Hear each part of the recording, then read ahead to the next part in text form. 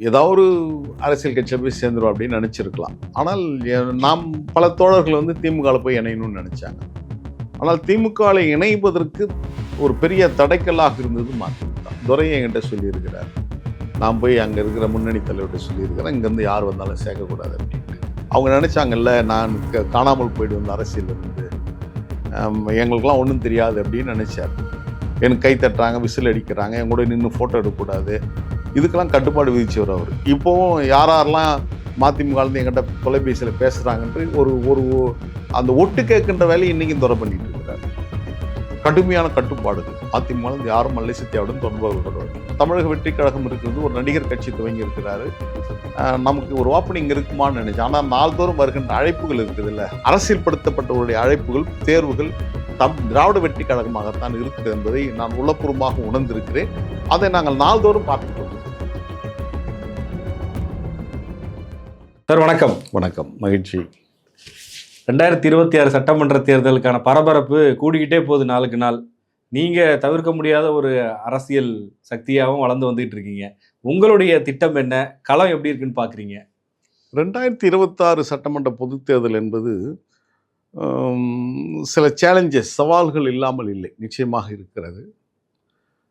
எங்களுக்கு பெரிய கட்சிகளுக்கெல்லாம் பெரிய சேலஞ்சஸ் இருப்பதாக நான் நினைக்கல. அவங்க வெற்றியை நோக்கியான களத்தை நோக்கி நகர்த்தணும்னு நினைக்கிறாங்க. திமுக அணி வலுவாக இருக்கிறது. ஏற்கனவே அந்த அணியில் இருந்த கட்சிகள் அப்படி இருக்கிறது. கூடுதலாக மக்கள் நீதி மையம் அதில் இணைந்திருக்கிறது. இன்னும் ஒரு சில கட்சிகள் வரலாம் என்று நினைத்து கொண்டிருக்கிறார்கள்.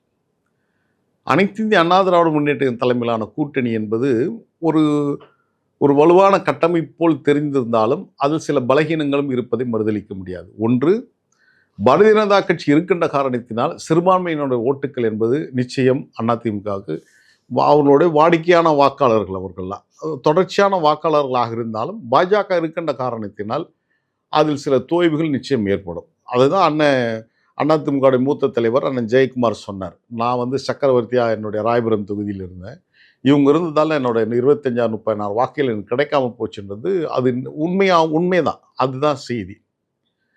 அது ஒன்று. அதிமுக கடந்த காலகட்டத்தில் இருந்து அந்த பலமோடு இருக்கிறார்களா என்ற கேள்வியும் எழுந்துதான் இருக்கிறது. காரணம், இப்போ டிடிவி தினகரன் இணைந்திருந்தாலும் ஓபிஎஸ் இன்னும் விலகி நிற்கிறார், அப்புறம் அந்த அம்மா சசிகலா விலகி நிற்கிறார்கள். எனவே அந்த அதிமுகவுடைய அந்த பலம் இருக்கிறதா என்பதனை கடந்து ரெட்டலை எங்கே இருக்கிறதோ அங்கே அதிமுக வாக்குகள் விழும் என்பது மறுதளிக்க முடியாது.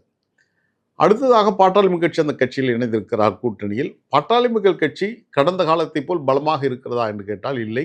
தந்தை மகன் என்ற பிரிவு இருக்கின்ற காரணத்தினால் அதுவும் சற்று பலவீனப்பட்டு தான் இருக்கிறது. பார்க்கின்ற தோரணைக்கு ஒரு வலிமையாக தோற்றம் தந்தாலும் ஆனால் உள்ளே வந்து பலகீனங்கள் நிறைந்திருக்கிறது. அடுத்ததாக நாம் தமிழரை பற்றி சொல்லவே தேவையில்லை. அவர் தனித்து களம் என்று சொன்னார். 234 தொகுதியிலும் அவர் வாக்குகளை பெற்று வெற்றி பெறுவதற்கான சாத்தியக்கூறுகள் இல்லை. புதிய வரவு நடிகர் விஜயுடைய தமிழக வெற்றி கழகம். தமிழக வெற்றி கழகம் தொடர்ச்சியான களத்தில் அவர்கள் நிற்கவில்லை என்பது ஒரு பேசு பொருளாக இருக்கிறது.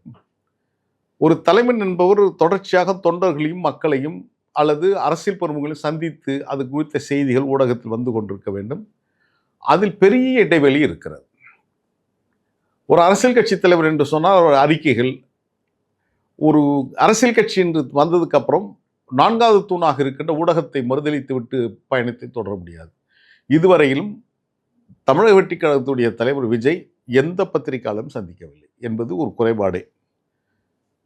இந்தியாவுடைய பிரதமர் மோடி எப்படி பத்திரிகை ஊடகத்தை மதிக்காமல் அதை புறக்கணித்து கொண்டு அவர் நான் கொடுப்பது தான் நீங்கள் ஏற்றுக்கொள்ளணுன்ற நிலைமையில் இருக்கிறது போல தான் தமிழக வெற்றி கழகம் இருக்கிறது என்பது அவங்களுக்கு இருக்கிற ஒரு பின்னடைவுகள் ஒன்றாக நான் பார்க்கிறேன். அவர் பின்னால் ஒரு ரசிகர் பட்டாளம் இருக்கிறார்கள். அந்த ரசிகர் பட்டாளத்தை இன்னும் அவர்கள் ஜனநாயகப்படுத்தி அரசியல்படுத்தினால் ஒரு வலிமையான அமைப்பாக வருவதற்கான வாய்ப்புகள் இருக்கிறது. எனவே ஆட்சியில் பங்கு என்று சொன்னதற்கு பின்னாலும் அவர் பின்னால் அணிவகுப்பதற்கு யாரும் இல்லாமல் ஒரு மிகப்பெரிய இடைவெளி இருக்கிறது. மௌனத்தை காத்து கொண்டிருக்கிறார்கள். எனவே தமிழக வெற்றி கழகத்துடைய சூழல், அவர்கள் எவ்வளவு வாக்குகள் பெறுவார் என்பது தேர்தல் முடிவுக்கு பின்னால் தான். எதுவுமே அறிவியல் பூர்வமாக நிரூபிக்கப்பட்டு தான் ஏற்கப்படும் என்பதை போன்று நிரூபிக்கப்படாத வாக்குகள் அது எப்படி இருக்கும் என்பது தெரியாது. இப்பொழுது நடந்த வாக்காளர் திருத்தப் பணியில் வந்து ஏறக்குறைய 1,95,00,000 வாக்காளர்கள் நீக்கப்பட்டிருக்கிறார்கள். அந்த வாக்காளர்கள் யாருடைய வாக்காளர் என்பது தெரியாது. புதிய வாக்காளர்களும் புதுசாக இணைப்பதற்கான சாத்தியக்கூறுகள் இல்லாமல் இருக்கிறது. ஒருவேளை அந்த புதிய வாக்காளர்கள் இளம் தலைமுறை வாக்காளர்கள் ஒருவேளை விஜயுடைய வாக்காளர்களாக கூட இருக்கலாம். அவர்கள் தன்னுடைய வாக்கு வைத்திருக்கிறார்களா, கூட்டம் சேர்கின்ற அந்த கூட்டம் வாக்காளர்களாக இருக்கிறார்களா என்று பார்க்கின்ற போது அது கேள்விக்குறியாகவே நின்று கொண்டிருக்கிறது. எனவே அந்த ரசிகர் என்ற நிலையிலிருந்து ஒரு தொண்டன் என்ற நிலைமைக்கு அவர்கள் வர வேண்டும். ஒரு கதாநாயகன் என்ற நிலையிலிருந்து தலைவன் என்ற பரிணாமத்தை நடிகர் விஜய் அவர்கள் பெற வேண்டும் என்பதுதான் இப்பொழுது இருக்கிற செயல்பாடுகளாக இருக்கிறது. எனவே இந்த அரசியல் களம் ஒவ்வொரு வாக்குகளும் மிக மிக முக்கியமான ஒன்று. அதை முழுமையாக பெற்று வெற்றி கூட்டணியை தொடப்போவது யார் என்பது ஏறக்குறைய எல்லாருக்கும் தெரிந்த ஒன்றாக இருந்தாலும் முடிவுகள் அதை சரியாக படுத்த வேண்டும் தான் நம்ம பார்க்க. யாருக்கு சார் அந்த வாய்ப்பு? யார் களத்தில் முந்துறாங்க? இன்னைக்கு இருக்கிற காலகட்டத்தில் திமுக வலிமையாக இருக்கு. காரணம், அவருடைய திட்டங்கள் கிராஸ் ரூட் வரலும் போயிருக்கு. அந்த திட்டத்தை பயனடையாதவர்களே இல்லை என்கிற நிலைமை. ஒரு குடும்பம் இருக்குன்னா அந்த குடும்பத்தில் எப்படியும் ஒரு 5 பேர் இருந்தாங்கன்னா எப்படியும் 2-3 பேர் பயனடைந்திருப்பார்கள். குறிப்பாக பெண்கள், கட்டணம் இல்லாமல் பேருந்து, பெண்கள் படிக்கின்ற மாணவிகள் அவர்களுக்கான அந்த கல்வித்தொகை, மாணவர்கள் கல்விக்கான ஊக்கத்தொகை, முதுபெண்ணியர்களுக்கு வந்து அவர்களுக்கான 1000 ரூபாய் ஊக்கத்தொகை, குழந்தைகள் பள்ளி செல்லாத குழந்தைகளுக்கான இல்லம் தேடி கல்வி, முதியோருக்கான அந்த வாய்ப்புகள் என்பது இல்லம் தேடி மருத்துவம். மருத்துவமனை செல்ல முடியல என்று இருக்கின்றவர்களுக்கு இல்லம் தேடி மருத்துவத்தை வைத்து அறிமுகப்படுத்தியிருக்கிறார். அதே போன்று நான் கிராமத்துக்கு போகின்ற ஒரு இடத்துல ஒரு வண்டி வந்து நிற்குது. என்னன்னு கேட்டால் ரேஷன் கடை வந்து நிற்குது அப்படின்னாங்க. அப்போது வயதானவர்களுக்கு அங்கே போய் லைனில் பல மணி நேரம் காத்து கொண்டிருப்பதை கடந்து வீட்டுக்கே எடுத்து ரேஷன் பொருளை கொடுக்குறாங்க என்பதெல்லாம் ஒரு பெரிய திட்டங்கள் தான். அதை நடைமுறைப்படுத்துகிறார். இப்போ நீங்கள் இத்தனை திட்டங்களை வரிசைப்படுத்தி சொன்னாலும் ஆட்சிக்கு எதிரான மனநிலை களத்தில் இருக்குன்னு ஒரு தரப்பு சொல்கிறாங்களே, நீங்கள் களத்தில் அப்படி எதாவது பார்க்குறீங்களா? இல்லை, அதில் என்னென்னா ஒரு ஆட்சி என்று வருகின்ற போது நிச்சயமாக இருக்கும். இப்போது ஒரு 100 ஓட்டு ஆட்சிக்கு எதிராக அந்த 100 ஓட்டு போகுதுன்னா அந்த 100 ஓட்டை ஒருமுகப்படுத்துகின்றவர்கள் வெற்றி பெறலாம். ஆனால் இந்த 100 ஓட்டும் ஒருமுகமாக ஒருவருக்கு செல்லுமா என்ற கேள்வி எழுந்திருக்கிறது. காரணம், எதிர்க்கட்சி தலைவராக இருக்கின்ற அதிமுக தலைமையிலான மாண்புமிகு எதிர்க்கட்சி தலைவர் எடப்பாடி தலைமையிலான ஒரு கட்சி, விஜய், சீமான், இப்படி இது 3ஆக பிரிகின்ற போது யாருக்கு பலமாக இருக்கும்னா ஆளுங்கட்சிக்கு தான் பலமாக இருக்கும். இது உளவியல் ரீதியான செய்தி. அதுதான் முடிவை பிரதிபலிக்கும். இதுதான் நடக்கப் போகிறது. எனவே எதிர்ப்போட்டுகள் என்பது சிதறுகின்ற காரணத்தினால் ஆளுங்கட்சி பாதுகாப்பான இடத்தில் தான் நிற்கிறார்கள் என்பதை நாம் புரிந்து கொள்ளலாம். இந்த கூட்டணின்னு வரும்போது இப்போ திமுக கூட்டணி இதே பலத்தோட இதே அணி தேர்தலை சந்திக்குமான்ற கேள்வியை சில பேர் எழுப்புறாங்க. அதுக்கு என்ன காரணங்கள் சொல்றாங்கன்னா, காங்கிரஸ் தரப்புலேருந்து வரக்கூடிய கருத்துக்கள், ஆட்சி அதிகாரத்தில் பங்கு கேட்குறாங்க, இந்த கூட்டணி தொடருமான்ற கேள்வியை எழுப்புறாங்க. உங்களுக்கு அது சந்தேகம் ஏதாவது இருக்கா?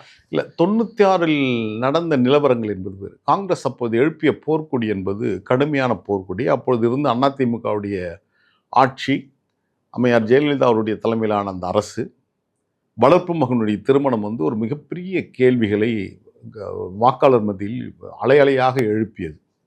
அவர்கள் அந்த நகைகளை அணிந்து அந்த தெருவில் நடந்து வந்ததெல்லாம் யாரும் ரசிக்கவில்லை. எனவேதான் 2 தொகுதியில் போட்டியிட்ட அம்மையார் ஜெயலலிதா அவர்கள் 2 தொகுதியும் தோற்க வேண்டிய துர்பாக்கிய நிலைமைக்கு தள்ளப்பட்டார். இது ஒரு துயரமான செய்தி தான். ஒரு தலைவி, ஒரு பிரபலமான நடிகையாக இருந்தவர்கள், ஆனால் அந்த ஆட்சியினுடைய அலங்கோலத்தால் அந்த நிலைமைக்கு தள்ளப்பட்டார்கள்.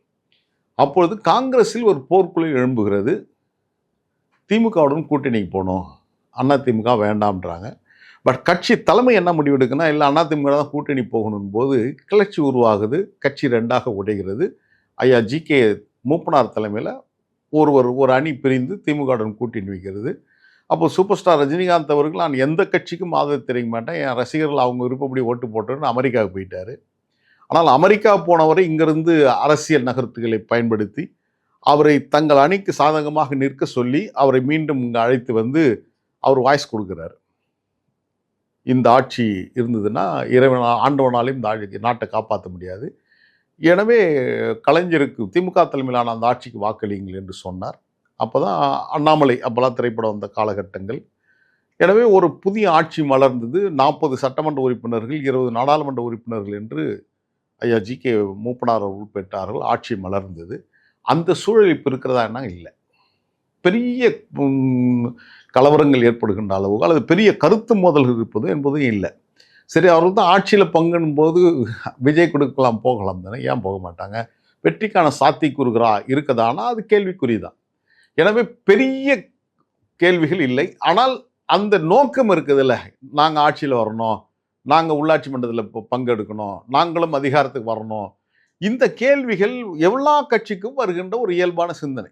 இன்னைக்கு ஒரு கட்சி ஆரம்பிக்கிறாங்கன்னா அந்த கட்சி உடனடியாக நான் முதலமைச்சர் ஆகணும், எங்கள் தோழர்லாம் மந்திரி ஆகணும், நாடாளுமன்ற உறுப்பினர் ஆகணும். இது ஒரு கனவுகள். அந்த கனவை விதைப்பது இந்த தேர்தல் காலகட்டம் தான். இதை சொல்லுவாங்க. அதுக்கப்புறம் அது இந்த அமாவாசை பௌர்ணமி நீங்கள் பார்த்தீங்கன்னா கடல் அலை ரொம்ப சீற்றமாக இருக்கும். அந்த 3 நாள் கழித்து பார்த்தீங்கன்னா மீண்டும் சகஜ நிலைக்கு சமநிலைக்கு வந்துடும். அது போல தான் இது இந்த தேர்தல் ஜுரம். இந்த ஜுரம் வரும்போதெல்லாம் நாங்கள் இதை செய்வோம், அதை செய்வோம்னு ஒரு பெரிய கனவுகளோடு வருவாங்க. தேர்தல் கூட்டணி முடிஞ்சதுக்கப்புறம் அதுக்கப்புறம் எல்லாம் அடங்கிடுவாங்க. ஆட்டோமேட்டிக்காக தேர்தல் நடக்கும், ஆட்சிகள் மாறின்னு இருக்கும். இதுதான் நிலைமை. அப்படிப்பட்ட சூழல் இப்பொழுது இல்லை. திராவிட வெற்றி கழகமும் தமிழக வெற்றி கழகமும் ஒரே அணியில் இருக்க போகுதுன்னு சொல்றாங்களே. நாஞ்சில் சம்பத் அதுக்கான பணிகளை தொடங்கிட்டார்னு உண்மையில? அண்ணன் நாஞ்சில் சம்பத் அவர்கள் என்னுடைய நலனில் அக்கறை கொண்டவர். நான் ஒரு குற்ற உணர்வோடு தான் எப்பொழுதுமே நான் இருக்கிறேன் சமீப காலத்தில். காரணம், அண்ணன் நாஞ்சில் சம்பத் அவர்கள் மீது மதிமுகவில் நடவடிக்கை எடுக்கப்பட்ட போது, அவர் வஞ்சிக்கப்பட்ட போது நாங்களெல்லாம் அமைதியாக தலைவர் வைகோ காட்டுப்பட்டு இருந்தோம். ஆனால் எனக்கு அந்த நிலைமை வருகின்ற போது அண்ணன் சம்பத் அவர்கள் அமைதியாக இல்லாமல் என் பொருட்டு அவர் போர் தொடுத்தார். மதிமுக மீது கடுமையான விமர்சனங்களை வைத்தார். அதற்காக அவர் மீது கடுமையான கோபக்கணைகள்லாம் வீசப்பட்டது.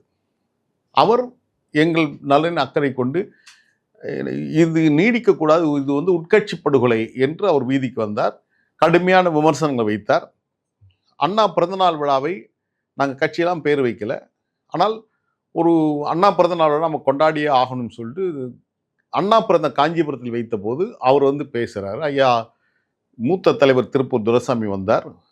தலைவர் வைகோவுடன் 19 மாதம் சிறையில் இருந்த புலவர் செவந்தியப்பன் அவர்கள், அழகு சுந்தரம் அவர்கள், அண்ணன் டிஆர்ஆர் செங்குட்டன் அவர்கள், பேராசிரியர் அப்துல் காதர் போன்றவர்களாம் எனக்கு நடந்தது தவறு, அமுது தந்து அரவணைக்க வேண்டியவளே கள்ளிப்பாலில் கொள்ளியிடலாமா என்று கேள்வி எழுப்பதை போன்று என்னை பாதுகாக்க வேண்டிய தலைவர் வைகோ அவர்களே தன் மகனுக்காக என்னை பலியிட்டார் என்ற குற்றச்சாட்டை வைத்து எனக்கு ஆதரவாக நின்றார்கள். அப்பொழுதுதான் நாங்கள் எங்களுடைய எண்ணங்கள் என்ன என்பதை வெளிப்படுத்துகின்ற விதத்தில் ஒரு கொடியை அறிமுகப்படுத்துகிறோம். திராவிட இயக்கத்தின் வழியாக நம்ம வருகின்ற காரணத்தினால் அண்ணா பிறந்த அந்த நாளே அந்த கொடியை அறிமுகப்படுத்தணுன்ட்டு 1 பாகம் கருப்பு 3 பாகம் சிவப்பு, அதில் 7 நட்சத்திரங்களை பதிச்சோம். அந்த 7 நட்சத்திரங்கள் திராவிட இயக்கத்தின் தலைவர்கள் 5 பேர். சர்பிட்டி தியாகராயர், டி.எம். நாயர், நடேசனார், தந்தை பெரியார், பேரறிஞர் அண்ணா, இந்திய அரசியலுக்கு அண்ணல் அம்பேத்கர் அவர்கள், உலக அரசியல் கார்ல் மார்க்ஸ். இதுதான் அந்த 7 நட்சத்திரத்துக்கு சொல்லுகின்ற செய்தி. அந்த கொடியை அவர்கள் தான் அறிமுகப்படுத்தினார். நாஞ்சில் சம்பத் அவர்கள், ஐயா திருப்பூர் துரைசாமி அவர்களால் அறிமுகப்படுத்தினார்கள். இவர்கள்தான் நவம்பர் 20ஆம் தேதி திராவிட இயக்கத்தின் தோற்றுவாக அமைந்த நீதி கட்சி துவங்கிய அதே நாளில், தென்னிந்திய நல உரிமைச் சங்கம் எந்த நாளில் இந்த மண்ணில் மலர்ந்தது, நவம்பர் 20, 1916. அதே நாளில் நாங்கள் தலைநகர் சென்னையில் அடையாறில் நாங்கள் உருவாக்கிய இயக்கம் திராவிட வெற்றி கழகம் என்று பெயர் சூட்டியவர்களும் இவர்கள்தான். எனவே எங்கள் நலனில் அக்கறை கொண்டவர்கள். நாங்கள் ஒரு நல்ல இடத்துக்கு வர வேண்டும் என்ற எண்ணத்தில் அண்ணன் சம்பத் அவர்கள் பேசியிருக்கலாம், அதில் மாற்றில்லை. ஆனால் எந்த முடிவும் நான் மட்டுமே எடுத்து விட முடியாது. என்னை சார்ந்த தோழர்கள், ஒரு பக்குவப்பட்ட அரசியல் விற்பனர்கள் இருக்கிறார்கள். அவரெல்லாம் கலந்து பேசி ஒரு முடிவு எடுக்கின்றதுக்காகத்தான் வருகின்ற 28ஆம் தேதி, இந்த மாதம் 28ஆம் தேதி சனிக்கிழமை சென்னை எழும்பூர் சிராஜ் மஹாலில் எங்களுடைய பொதுக்குழு கூட்டம் இருக்கும். முதல் பொதுக்குழு, திராவிட வெற்றி கழகத்துடைய முதல் பொதுக்குழு. எனவே அந்த பொதுக்குழு முடிவு எந்த திசை நோக்கி நம்ம போகணும்னு முடிவு எடுத்துக்கிறோம். இருந்தாலும் அந்த கருத்தியல் ரீதியாக இயங்குகின்ற காரணத்தினால் எங்களுக்கான சில கட்டுப்பாடுகள், எங்களுக்கான சில விதிகள் வைத்திருக்கிறோம். இருந்தாலும் தலைவர் வைகோ அவர்கள் நினைத்தார் நான் என்னுடைய கதை முடிந்தது என்று அவர் நினைத்திருக்கக்கூடும், அவர் மகன் நினைத்திருக்கக்கூடும், மகிழ்ச்சி அடைந்திருக்கக்கூடும் என்று நீக்கிய போது அவரை சார்ந்தவர்கள் கொண்டாட்டம் கூட நடத்தியிருக்கலாம். விருந்து வைத்ததாக கூட சொன்னாங்க. மதுபான விருந்தெல்லாம் வைத்தார்கள்னு சொன்னாங்க. எனக்கு நான் நீக்கப்பட்ட அன்று 2 நாட்கள் ஒரு 3 ஊரில் எடுத்து போய் பெரிய விருந்தெல்லாம் சில தோழர்கள் வைத்ததாக சொன்னாங்க. என் கதை முடிஞ்சிடும்னு அவங்க நினச்சாங்க. இல்லை, நாங்கள் இப்போ கூடணும், நகர்கிறோம், இந்திய தேர்தல் ஆணையத்தில் போய் டிசம்பர் மாதம் 17ஆம் தேதி போய் திராவிட வெற்றி கழகத்தை பதிவு செய்துட்டு தான் உங்கள் முன்னால் நான் நின்றுட்டு இருக்கேன்.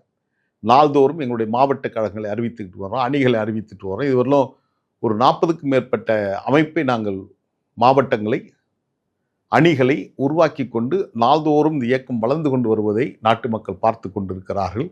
எனவே திராவிட வெற்றி கழகம் ஒரு நல்ல நிலைக்கு வர வேண்டும் என்ற விருப்பம் என்னை ஆதரித்த அத்தனை பெருமக்களுக்கும் உண்டு, உங்களுக்கும் நிச்சயம் இருக்கும் என்று மாற்றுக்கிறது இல்லை. வெற்றி பெற வேண்டும், அதுதான் அரசியலாக இருக்கும் என்ற காரணத்தினால் அந்த விருப்பம் வேறு ஒன்றுமாக இருக்க முடியாது. எந்த அணியோட பயணிக்கணுங்கிறதுல நீங்க ஏதாவது குறிப்பிட்ட கண்டிஷன்ஸ் ஏதாவது வச்சிருக்கீங்களா? இவங்களோட பயணிக்கணும், இல்லை இவங்களோட நான் எக்காலத்திலும் பயணிக்க மாட்டேன், அந்த மாதிரியான விஷயங்கள். இது நம்ம காண்டாண்டு காலமாக நாம் பின்பற்றிய அந்த கருத்தியல் இன்னைக்கு திராவிட இயக்கம் என்கின்ற போது சமூக நீதி, மாநில சுயாட்சி, மதச்சார்பின்மை, இந்த கொள்கையில் நம்ம அழுத்தமாக இருக்கின்ற போது அதிமுக அதில் இருக்கிறது, மாற்றுக்கிறது இல்லை. ஆனால் அவர்கள் சேர்ந்திருக்கின்ற அணி பாரதிய ஜனதா கட்சியாக இருக்கிறது. எனவே இந்த சிறுபான்மை மக்களுக்கும், தலித் மக்களுக்கும், கல்வியாளர்களுக்கும் ஒரு ஆபத்தான காலகட்டங்கள் இருக்கிறது. கடந்த 25ஆம் தேதி கூட கிறிஸ்துமஸ் விழாவை கொண்டாடிய மக்கள் மீது கடுமையான தாக்குதல் நடத்தியிருக்கிறார்கள். சாணியை அள்ளி அந்த கிறிஸ்துமஸ் விழாவை கொண்டாடியவர்கள் வாயில் திணித்திருக்கிறார்கள். அதே போன்று கிறிஸ்துமஸ் போதகர்கள் மீது செருப்பு மாலை போட்டு வீதியில் அடித்து இழுத்து செல்கின்றார்கள். அதில் அந்த கிறிஸ்துமஸ் தாத்தாவை அந்த முகமுடி விற்றவர் கிறிஸ்தவர் அல்ல, அவர் வயிற்று பழப்புக்காக வித்திருக்கிறாரு. அவரையும் கிறிஸ்தவர் என்று அடிக்கிற நிலைமைக்கு தள்ளப்பட்டிருக்கிறார். ஒரு பக்கம் இந்தியாவுடைய பிரதமர் நரேந்திர மோடி அவர்கள் கிறிஸ்துமஸ் விழாவை போய் கொண்டாடுகிறார். ஆனால் அவரை சார்ந்தவர்கள் இது போன்ற ஒரு காட்டுமிராண்டித்தனமான தாக்குதல் நடத்துகிறார்கள் என்று சொன்னால் ஒரு ஆபத்தான சூழலில் நாடு சென்று கொண்டிருக்கிறதோ என்ற கவலை இருக்கின்ற காரணத்தினால்தான் இதுக்கு ஒரு இதுக்கு ஒரு கட்டுப்பாடு விதித்தாண்டோரும் இதுக்கு ஒரு தடை விதிக்க வேண்டும் என்ற உணர்வில் தான் நாங்கள் எல்லாம் இருக்கின்றோம். எனவே திமுக, அதிமுக என்ற இந்த இயக்கங்களும் நாம் பார்த்த இயக்கம் திராவிட இயக்கத்தின் இயக்கங்களாக இருந்தாலும் எங்களுடைய தேர்வாக திமுகவே இருக்கிறது என்பதை நான் மறுப்பதற்கில்லை. ஆனால் இந்த முடிவை நான் மட்டுமே சொல்லிவிட முடியாது. எங்களுடைய தோழர்கள் சேர்ந்து இந்த முடிவை எடுத்து அடுத்த கட்ட பயணத்துக்கு செல்ல வேண்டும். ஓகே. இப்போ ஒவ்வொரு கட்சிகளும் கூட்டணி அமைக்கும் போது ஒரு கணக்கு வச்சுருப்பாங்க, இந்த கட்சி வந்தால் நமக்கு இது ஒரு கூடுதல் பலமாக இருக்கும் அப்படின்னு. அந்த வகையில் திராவிட வெற்றி கழகம் ஒரு அணியில் போய் இணையிறாங்க அப்படின்னா என்ன பலம் நீங்கள் சேர்ப்பீங்கன்னு நீங்கள் உங்கள் தரப்பில் ஒரு கணக்கு வச்சுருப்பீங்க இல்லையா? நான் இந்த கூட்டணியில் இருந்தால் அந்த கட்சிக்கு இந்த மாதிரியான ஒரு பலம் கூடுதலாக கிடைக்கும்.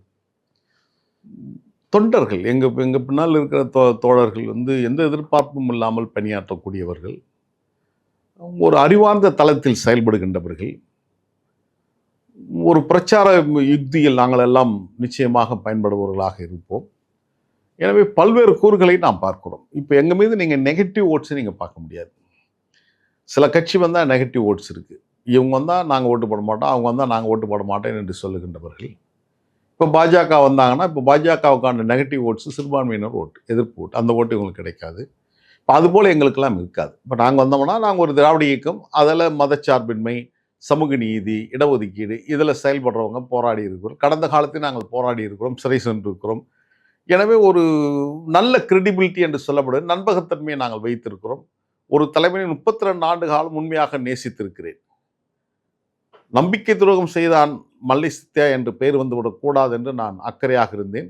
ஆனால் காலம் அவர்கள் நினைத்து நான் துரோகம் செய்தேன் என்று சொல்லி கொச்சைப்படுத்தலாம் என்று நினைத்தார்கள். ஆனால் மல்லை சத்யா வைகோவை நம்பி கேட்டான் என்று தான் இன்றைக்கு நாடு பேசுகிறது என்று சொன்னால் அது என்னுடைய 32 ஆண்டு கால அரசியலுக்கு நான் பெற்றிருக்கின்ற வெகுமதியாக நான் பார்க்கிறேன். இப்போ ஒவ்வொரு தேர்தலையும் முடிவெடுக்கும் போது உதாரணத்துக்கு 2 தேசிய கட்சிகள் அப்படின்னா காங்கிரஸ் ஒரு அணியில் இருக்கும், பிஜேபி ஒரு பக்கம் இருப்பாங்க. இல்லை இப்போ பாமக ஒரு பக்கம் இருக்குன்னா வேல்முருகன் ஒரு பக்கம் இருப்பார், விடுதலை சிறுத்தைகள் ஒரு பக்கம் இருப்பாங்க, புரட்சி பாரதம் ஒரு பக்கம் இருப்பாங்க. நீங்கள் இன்னொரு மதிமுகவா வெளியில் பார்க்கப்படக்கூடிய ஒரு சூழல் இருக்குது.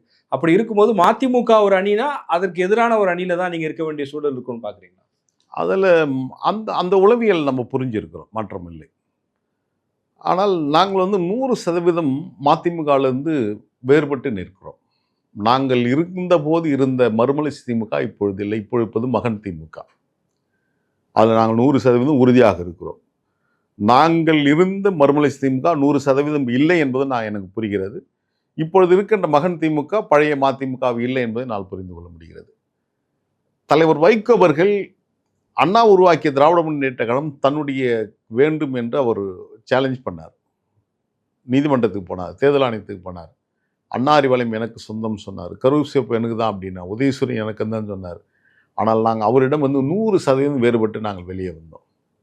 அந்த பெயர் கூட அந்த மறுமலர்ச்சி என்ற பெயர் கூட எங்க கூட வந்துவிடக்கூடாது, அந்த சாரல் எதுவுமே வந்துவிடக்கூடாது என்பதற்காகத்தான் நாங்கள் திராவிட வெற்றிக் கழகம் என்று சொல்லி அந்த இயக்கத்தை உருவாக்கிடுவோம் என்று சொன்னால், அவர்களுக்கும் எங்களுக்குமான இந்த அரசியல் நகர்வுகளில் 100% நாங்கள் மாறுபட்டிருக்கிறோம். ஒரே கொள்கையாக இருக்கலாம், ஆனால் எங்களுடைய பார்வை என்பது வேறு, அவருடைய பார்வை என்பது வேறாக இருக்கிறது. எனவே நாங்கள் பார்க்கின்ற அது மறுத்திட முடியாது. என்னுடைய தோழர்கள்லாம் கேட்கிறாங்க, நான் அவங்க இருக்குமே நம்ம எப்படி இருக்க முடியும்னு சொல்ற கேள்விகள்லாம் எழத்தான் செய்கிறது. இருந்தாலும் காலம் அதை தீர்மானிக்கும் என்ன பண்ண போறேன். இடையில கொஞ்ச நாள் வந்து மதிமுக திமுக கூட்டணியில இருக்குமான்ற சந்தேகம்லாம் எல்லாருக்கும் வந்துச்சு. ஆனா அது இல்லவே இல்லை, நாங்க இங்கே தான் இருப்போங்கிற மாதிரி வைகோ அவர்களும் பேசிட்டாரு. சில நிகழ்வுகளை அரங்கேற்றம் பண்ணியிருக்காங்க. அப்படி அவங்க ஒரு உறுதியான முடிவெடுப்பதற்கு காரணம் நீங்க தானா? நிச்சயமா. என்னன்னா, நாங்கள் வந்து ஒரு திமுகவில் நீடிக்க வேண்டும் விரும்பியவன். கடந்த காலத்தில் கூட 2006ஆம் ஆண்டு பொடா சட்டத்தில் எம்ஆர் ஜெயலலிதா அவர்கள் தலைவர் வைகோ அவர்களை கைது செய்து சிறையில் அடைத்த போது 19 மாதம் 1.25 வருடம் 577 நாட்கள் வேலூர் சிறையில் வாடிய போது அதற்காக வீதி வீதியாக நடந்தவன் நான். அதற்கான போராட்டங்களை நடத்தியவர்கள் நானும் ஒருவன். அப்பேற்பட்டவர் இருக்கின்ற போது இந்தியாவே, தமிழ்நாடே அவருக்கு ஆதரவாக வந்து 1,10,00,000 பேர் கையெழுத்து போடுகிறார்கள். இப்போ அந்த 1,10,00,000 பேர் கையெழுத்திட்டது வந்து உங்கள் மீது பொடா சட்டத்தை தவறாக பயன்படுத்தினார்கள் என்பதற்காகத்தான். இப்போ அந்த 1,10,00,000 பேருக்கு கருத்துக்கு எதிராக நீங்கள் வந்து அதே அதிமுகவுடைய இணைகின்ற போது உங்களுடைய நம்பகத்தன்மை உடைந்து சிதறுகிறது. எனவே தான் அப்பொழுதும் எனக்கும் அதிமுக எந்த கருத்து வேறுபாடும் கிடையாது. ஆனால் கொள்கை ரீதியாக நிற்கின்ற போது பொடா சட்டத்தை கைது செய்து அம்மையார் ஜெயலலிதாவுடைய அதிமுக நீங்கள் எப்படி கூட்டணி போகக்கூடாது, நான் கருப்பு சட்டை கழட்டவே மாட்டேன் அப்படின்னு சொல்லிட்டு உறுதியாக இருந்தவன். எப்பொழுது தலைவர் வைகோ அவர்களை கைது செய்து சிறையில் போட்டாங்களோ அப்போது தமிழ்நாட்டில் என்னை போன்று பல இளைஞர்கள் கருப்பு சட்டை போட்டாங்க, பல பேர் தாடி வச்சாங்க, பல பேர் வீட்டில் இந்த ஃபேன் கூட எடுத்துட்டாங்க. ஏன்னா தலைவர் ஜெயிலில் ஃபேன் இல்லைன்ட்டு அவர் முடிவெடுத்தார், நான் சிறையில் இருக்கின்றவர்கள் நான் வெஜிடேரியன் சாப்பிட மாட்டேன், அசைவம் சாப்பிட மாட்டேன். அதுபோல் பல இளைஞர்கள் இருந்தாலும் ஒரு ஒரு துறவு மனநிலையில் இந்த தொண்டர்கள் இது மாதிரி தொண்டர்கள் யாருக்கும் கிடைக்காது, ரொம்ப அபூர்வமான தொண்டர்கள்.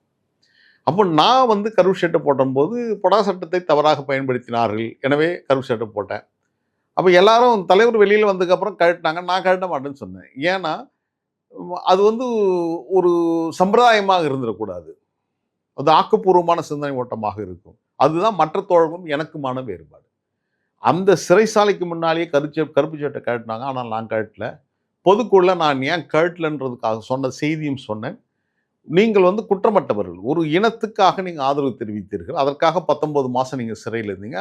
அப்போது இது மாதிரி நாங்கள் எல்லாம் தொண்டர்லாம் உறுதி எடுத்தோம். அப்போது நீங்கள் வந்து விட்டீர்கள் என்பதற்காக அந்த பழி போயிடுமானா இல்லை. அப்போது அவர்கள் எப்போது நாம் மஞ்சள் தீப்பது என்று சொன்னால் அந்த ஆட்சி எப்பொழுது அகற்றப்படுகின்றதோ அப்போதான் அந்த கருப்பு ஷர்ட் கழட்டுவேன் அப்படின்னு நான் முடிவாக எடுக்கேன். ஆனால் விதி என்ன அப்படின்னா, அந்த கருப்பு ஷர்ட்டோட தான் எனக்கு போயஸ் காலனிக்கு வைச்சார் தலைவர் வைகோ அவர்கள்.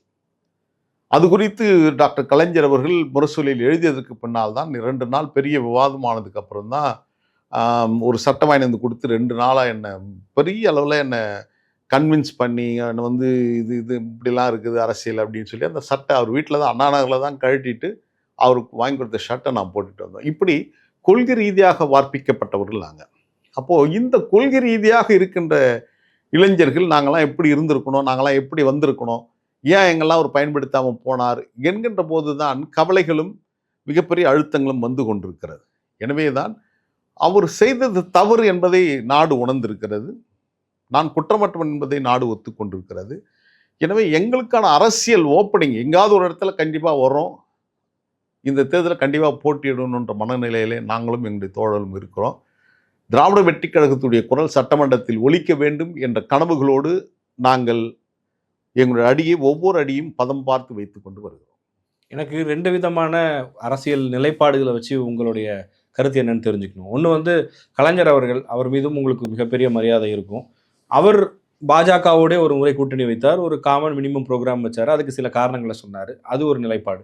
இன்னொரு பக்கம் பல நேரங்களில் திடீர்னு முடிவெடுத்து வைகோ அவர்கள் தேர்தலை புறக்கணிச்சிருவார், இதெல்லாம் பண்ணியிருக்காரு. இந்த 2 விதமான நிலைப்பாடுகள் இருக்குது. இதில் எந்த மாதிரியான ஒரு அணுகுமுறையோடு இந்த தேர்தலை சந்திக்கணும்னு நீங்கள் பார்க்குறீங்க? இல்லை, அரசியல் என்பது நமக்கானதல்ல. ஒரு அரசியல் கட்சி ஏன் உருவாக்குறோம் போது அது அந்த மக்களுக்கான அரசியல். அந்த மக்களுக்கான அரசியல் மக்களுக்கான நலன்களை உருவாக்குகின்ற இடத்தில் உன்னோட அரசியல் பயணம் இருக்கணும். உன்னுடைய சுயநலனை பார்த்தால் அது வந்து கேள்விக்குறியான ஒன்று தான். அது வந்து அப்படி ஒரு ஒரு ஒரு ஒரு சுயநலம் மிக்க தலைவனாக இருந்தால் உன்னை சுயநலவாதி என்று ஒதுக்கிடுவாங்க. அப்போ ஒரு பொதுநலனில் நீங்க ஈடுபாடு கொண்டவர்களாக இருக்கணும். தலைவர் வைகோ அவர்கள் பல முறை அல்லது ஏறக்குறைய 90% தன் சுயநலம் கருத்தில் கொண்டே அவர் முடிவுகள் எடுத்ததன் காரணமாகத்தான் அவரை பின்பற்றி வந்த பல தலைவர்கள் விலகி போனார்கள். கூட்டணி அவர் அமைத்ததெல்லாம் தோல்வியை தழுவியது என்று சொன்னால் அவருடைய தவறான நடவடிக்கை, தவறான முடிவுகள். அதான் நானே சொல்றேனே, 2006 நீங்கள் கூட்டணி திமுக கூட தான் போகணும். நான் வந்து கருப்பு ஷர்ட்டை கழட்டாமே இருந்தேன். ஆனால் தலைவர் வைகோ வந்து கூட்டணிக்கு போனார். இதற்கு பின்னால் 2014க்கு அதுக்கப்புறமும் கூட பலரும் திமுக கூட்டணிக்கு போகணும்னு முன்னணி தலைவர் டாக்டர் மாசிலாமணி, பாலவாக்கம் சோமு உள்ளிட்ட பல லீடர்ஸ், மாவட்ட செயலாளர்லாம் சொன்ன போதும் இல்லை நான் திமுகவை ஏற்றுக்கொள்ள மாட்டேன். அவருக்கான ஒரு தனிப்பட்ட காரணங்கள் இருந்தது. ஆனால் வேற வழி இல்லாமல் விதி தான், அந்த சூழல் தான் அவர் இப்போ இன்னைக்கு வந்து அந்த இடத்துக்கு இது வந்து அவர் விரும்பி ஏற்றுக்கொண்டது அல்ல. திமுகவை அவர் 93க்கு வரையிலும் நேசித்த காலகட்டங்கள் என்பது, அதுக்கு பின்னால் அவர் பார்த்த பார்வை என்பது வேறு. இது விருப்பம் இல்லாமல் தான் அந்த கூட்டணியில் இருக்கிறாரு. அவருடைய பேச்செல்லாம் பார்க்கும்போது அப்படி தெரியலையே, மனதார அந்த கூட்டணி ஏற்றுக்கிட்ட மாதிரி தான் தெரியுது. அதில் என்னன்னா 2001ஆம் ஆண்டு நான் மறக்க முடியாது. தலைவர் வைகோ அவர்கள் எங்கெல்லாம் அழைச்சிட்டு நேராக அறிவாலயம் போனார். டாக்டர் கலைஞரிட போய் இது மாதிரி ஒரு தனி அறையில் உட்காந்து பேசி ஒரே மகிழ்ச்சியாக 22 தொகுதி கையெழுத்து போட்டு வாங்கினு வந்தாச்சு. 22 தொகுதி பெற்றாச்சு. வேட்பாளர் தேர்வு பண்ணி களத்துக்கு போனோம். அப்போ ஒரே மகிழ்ச்சியாக இருக்குது. கட்சி ஒரு வெற்றி சம்பவலிக்கு வரப்போகுது அப்படின்னு நினைக்கிறோம். நைட்டு கையெழுத்து வாங்கிட்டு வர்றாரு. காலையில் முடிவை மாற்றுறாரு.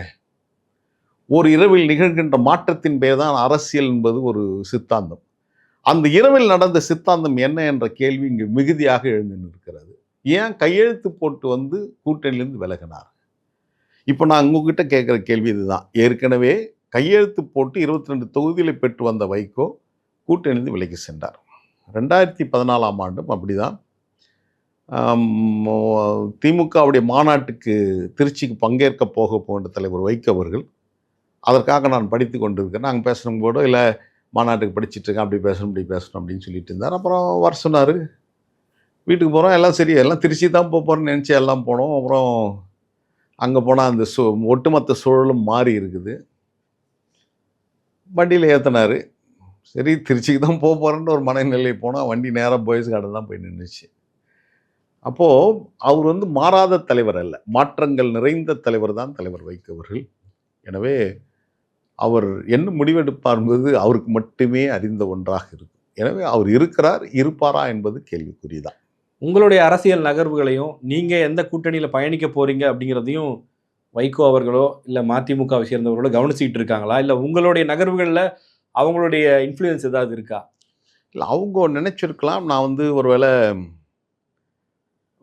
ஏதாவது ஒரு அரசியல் கட்சியை போய் சேர்ந்துடும் அப்படின்னு நினச்சிருக்கலாம். ஆனால் நாம் பல தோழர்கள் வந்து திமுகவில் போய் இணையணும்னு நினச்சாங்க. ஆனால் திமுகவில் இணைப்பதற்கு ஒரு பெரிய தடைக்கல்லாக இருந்தது மதிமுக. துரையை என்கிட்ட சொல்லியிருக்கிறார். நான் போய் அங்கே இருக்கிற முன்னணி தலைவர்கிட்ட சொல்லியிருக்கிறேன், இங்கேருந்து யார் வந்தாலும் சேர்க்கக்கூடாது அப்படின்ட்டு. அப்போது அந்த ஒரு பாதுகாப்பை நான் பெற்றிருக்கிறேன் என்று சொன்னால், இப்போது கட்சியிலேருந்து வெளியேற்றியாச்சு அல்லது கட்சியிலேருந்து வெளியேறிட்டாங்க. அவங்களோட சுய உரிமைகள் இருக்குல்ல, அவங்க எந்த கட்சிக்கு போகணும், அவங்க என்ன முடிவு எடுக்கிறது, அவங்களோட தற்சார்பான சிந்தனை ஓட்டம். அதை தடுப்பதற்கு, அதை கெடுப்பதற்கு நீங்கள் யார்? இங்கே தான் அவர்கள் மீண்டும் சிறுமதி படைத்தவர்களாக அந்த தவறான புரிதலை உள்வாங்கி இன்னும் அந்த இடையூறு செய்து கொண்டிருந்தாங்கன்னா அது எங்களுக்கு இடையூறாது, அது அவங்களுக்கு தான் இடையூறாக வரும். அவங்க நினச்சாங்கல்ல, நான் காணாமல் போய்ட்டு வந்த அரசியலிருந்து எங்களுக்கெல்லாம் ஒன்றும் தெரியாது அப்படின்னு நினச்சார்.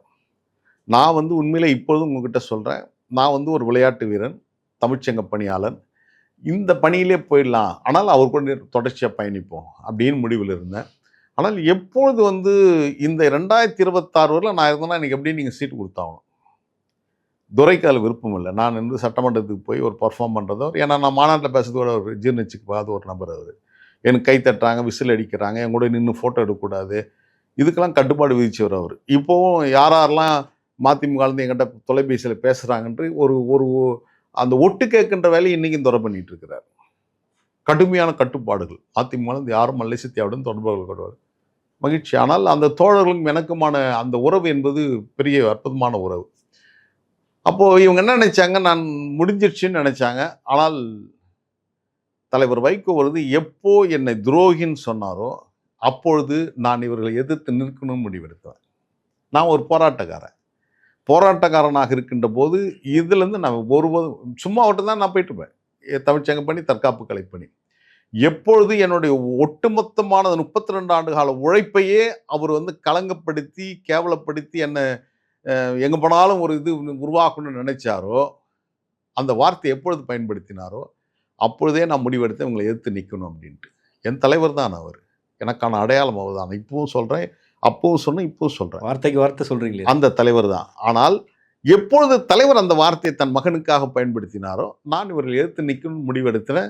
இவங்களுடைய அரசியல் பயணம் தெளிவாக போய் கொண்டிருக்கிறது, மகிழ்ச்சியாக இருக்கிறது.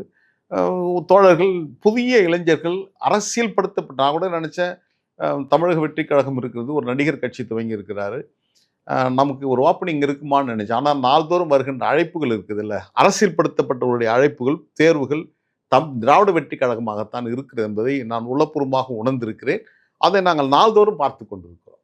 எனக்கு என்ன இன்னொரு பெரிய கேள்வியாக இருக்குன்னா, இப்போ நீங்கள் ஒரு அரசியல் கட்சியில் சேர்ந்து பயணிக்கிறது ரொம்ப ஈஸியான முடிவாக இருந்திருக்கும். போன உடனே பதவிகள் கிடைச்சிருக்கும், அங்கீகாரம் எல்லாமே கிடைக்கும். ஆனால் இதை ஒரு ஸ்க்ராட்சில் இருந்து ஒரு வேரிலிருந்து தொடங்குறதுன்றது சாதாரண விஷயம் இல்லை. வலிகள் வேதனைகள் நிறைந்த பாதையாக கூட இது இருக்கும். எப்படி இருக்குது? இல்லை, மனநிறைவாக இருக்கிறது. அதில் நீங்கள் சொன்ன மாதிரி சேலஞ்சஸ் இல்லாமல் இல்லை, சவால்கள் நிச்சயம் இருக்கிறது.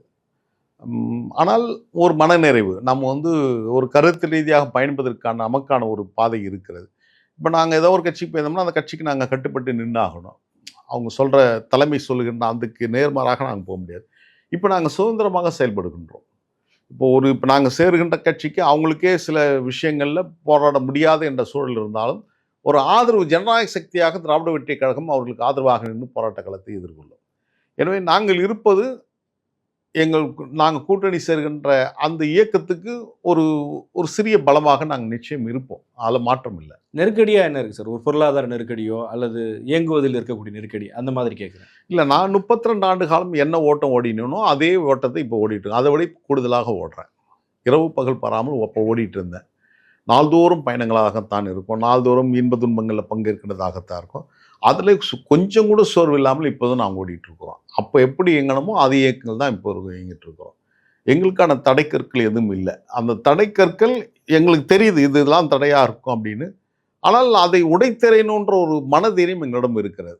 இப்போ கூட காலையில் புறப்படுகின்ற போது அண்ணாவுடைய 57வது நினைவு நாள், அவருடைய நினைவிடத்தில் போய் அஞ்சலி செலுத்தணும். நாங்கள் போகிறதுக்கு முன்னால் திராவிட வெற்றி கழகத்துக்கு தலைநகர் சென்னையில் ஒரு தலைமை அலுவலகம் வேணும், அந்த இடத்த போய் தேர்வு பண்ணிட்டு வந்திருக்கிறோம்.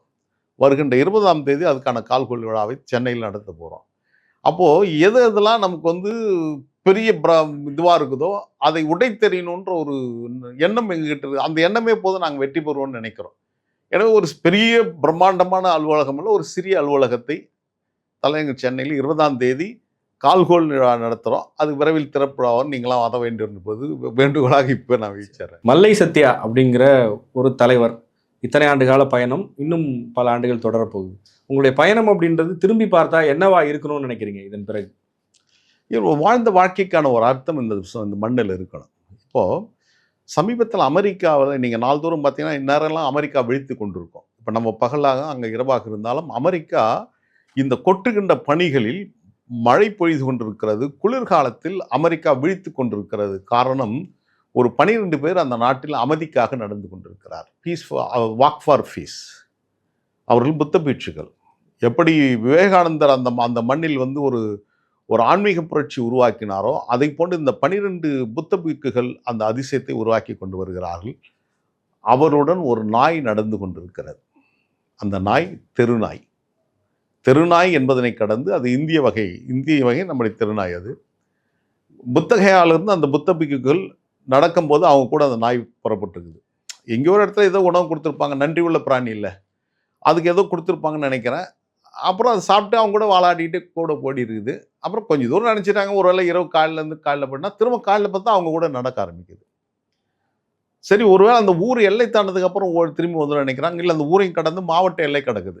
மாவட்ட எல்லை கடந்து இமாலயாவை கடந்து நேபாள் நோக்கி போகின்ற போதும் அந்த நாய் அவர்களை பின்தொடருது. அப்போ அந்த குழு முடிவெடுக்குது. இவரும் அந்த அமைதிக்கான நடைபயணத்தில் இவரும் ஒரு உறுப்பினராக சேர்க்கிறார்கள். இப்போ அவங்க அமெரிக்காவில் டெக்சாஸ்ல இருந்து இப்போ வாஷிங்டன் டிசி நோக்கி நடக்கிறாங்க. ஏறக்குறைய 1025 நாட்கள் நடக்க போகிறாங்க. கொட்டுகின்ற மழைத்துளியில் அந்த காலையில் அமெரிக்க மக்கள் எழுந்து நிற்கிறாங்க. எந்த வாழ்த்து முழக்கங்கள் கிடையாது. அவர்கள் பாட்டுன்னு புத்தம் சரணம் கச்சாமே, சங்கம் சரணம் கச்சாமே, தர்மம் சங்கம் கச்சாமேன்னு அவங்க பாட்டு போயிட்டே இருக்காங்க. அவர்களை பார்க்க கூடுகின்ற கூட்டம் அந்த நாயை பார்ப்பதற்கு கூடுகிறாங்க. அந்த நாயுடைய பேர் அலாக்கா. அலாக்காவுக்கு ஏதோ விளையாட்டாக துவங்கியிருக்கலாம் தன்னுடைய வாழ்க்கையை. ஆனால் அந்த அலாக்காவுக்கு இன்னைக்கு ஆதிக்க வர்க்க சிந்தனை கொண்ட, சாதி ஆதிக்க கொண்ட சிந்தனை கொண்டவர்கள் வைத்திருக்கிற பேர், ஒரு சாதியை சொல்லி அந்த நாயின் அதுக்கு பேர் வச்சிருக்கிறாங்க. நான் அவர்களுக்கு அடக்கத்தோடு சொல்வேன், அந்த பெயர் வைத்த நாய் உலகத்தின் அமைதிக்காக நடந்து கொண்டிருக்கிறது. அது மறந்துடக்கூடாது. ஆனால் அதுக்கு ஒரு பேர் சொல்லி அழைக்கிறாங்க, ஒரு ஜாதி பேர் சொல்லி அந்த நாய்க்கு பேர் வைக்கிறாங்க. ஆனால் அதுக்கு அலாக்கான்னு அழைத்திருக்கிறாங்க. அமெரிக்க மக்கள் வீதியில் முட்டி போட்டு தவம் இருந்து அந்த நாயை பார்க்குறாங்க, அந்த வருகின்றவர்களை பார்க்குறாங்க. நேற்று முன்தினம் கூட அந்த லீட் பண்ணுறவர் சொல்கிறாரு, நீங்கள் கேட்ட இதே கேள்விதான், உங்களுடைய வாழ்க்கை எப்படி இருக்குது, சவால்கள் எப்படி இருக்குதுன்னு கேட்கும்போது அவர் சொல்கிறார், இந்த பயணத்திலிருந்து கடுமையான சவால்களை நாங்கள் எதிர்கொள்கிறோம். எங்களை திட்டுறாங்க, எதிர் மதத்தினர் திட்டுறாங்க.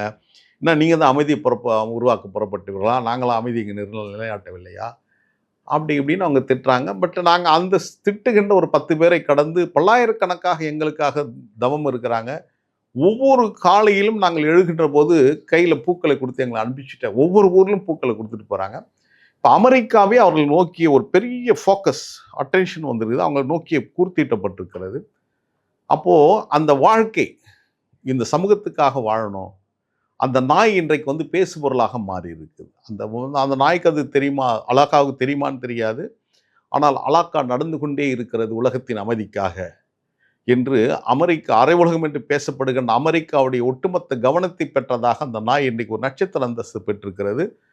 பின்தொடருடைய எண்ணிக்கை சமூக ஊடகத்தில் வேற எந்த மனிதர்களுக்கும் அப்படி இல்லை. எந்த நட்சத்திரத்துக்கும் எந்த தலைவனுக்கும் இல்லாத அளவுக்கு அலாக்கா என்கின்ற நாய் கோடிக்கணக்கானவர்கள் அதை பின்தொடர்கிறார்கள். வாழ்க்கை ஒரு புனித நோக்கத்துக்காக இருக்கணும். அந்த நோக்கம் அமைந்தால் ஒரு மகிழ்ச்சிகரமாக இருக்கும். கடந்த காலத்தில் முல்லை பெரியாருக்காக போராடி இருக்கிறோம், சிறைக்கு போயிட்டுருக்கிறோம். லட்சக்கணக்கான ஈழத்தமிழை கொண்டு குவித்து ராஜபக்ஷ கருப்பு கொடி காட்டணுன்னாங்க. எங்களை சுடுவதற்கு கூட அனுமதி உண்டு. ஆனால் அதையும் கடந்து நாங்கள் போய் கருப்பு கொடி காட்டி கடுமையான தாக்குதலுக்கு ஆளானோம். தமிழ்நாட்டுடைய ஜீவாத உரிமைகள், இப்படி எல்லா நிலையிலும் போராடி ஒரு போராட்ட வாழ்க்கையை நகர்த்தி இருக்கிறோம்.